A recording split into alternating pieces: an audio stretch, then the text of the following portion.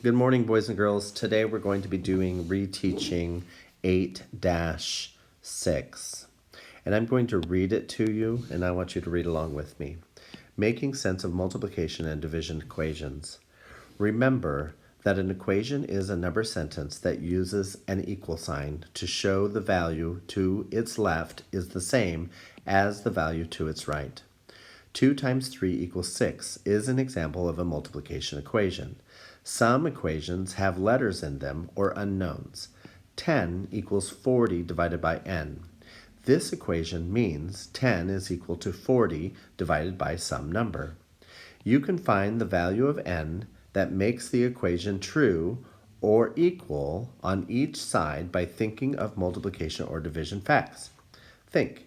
You know that 40 divided by 10 equals 4. So n equals 4. For the assignment part of what we're working on,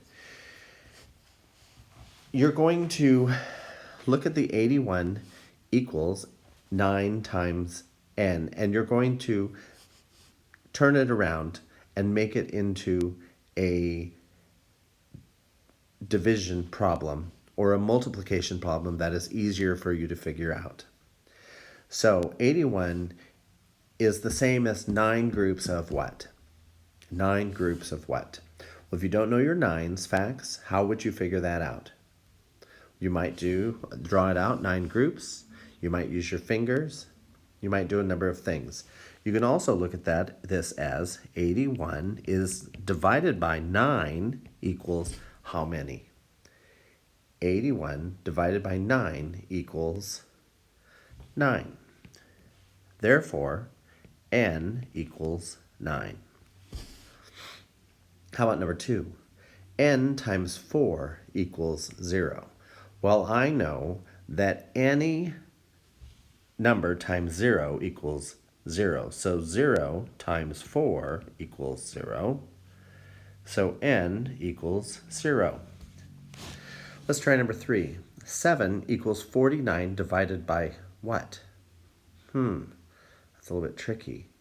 49 is the same as saying 7 groups of what? Well, I could try sevens. I could draw out my sevens grid, and I could see where that is. So 7 equals 49 divided by 7. So therefore n equals 7. 16 divided by n equals 4. If you have 16 as a total, and you have 4, well, you could draw that out on a facts family. 16 and 4, what's my missing part?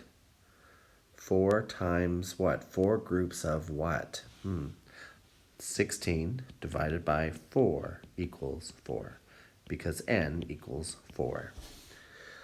Go ahead and work on 5 through 8 by yourself, and come back and we'll get the answers. 8 equals 56 divided by n. So 8 times what equals 56?